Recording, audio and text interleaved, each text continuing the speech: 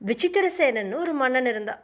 அவனோட வலது மணிக்கட்டுக்கு மேலே மிளகு அளவுக்கு ஒரு மச்சம் இருந்துச்சு. அவன் அந்த மச்சத்தை அதிர்ஷ்டம் வச்சோன்னு நம்பினான். இது நிறைய ஜோதிடர்களுக்கு தெரிய வந்துச்சு.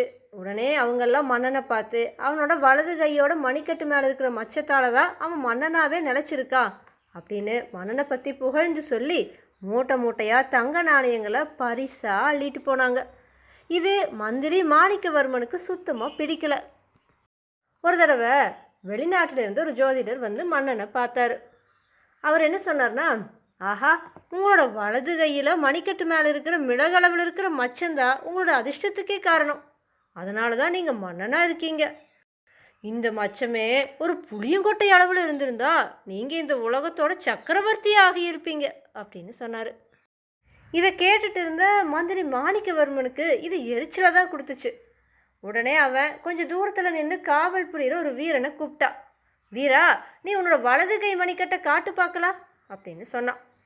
அந்த வீரனும் தன்னோட வலது கை மணிக்கட்டை காட்டுறான். அது மேலே புளியங்கொட்ட அளவில் மச்சம் இருக்கிறத மன்னனும் அங்கே வந்த ஜோதிடரும் பார்த்தாங்க. ஜோதிடர் வாயடைச்சு போனார். அன்னையிலிருந்து தான் மன்னனுக்கு மச்சத்து மேலே இருந்த மூட நம்பிக்கையே போச்சு.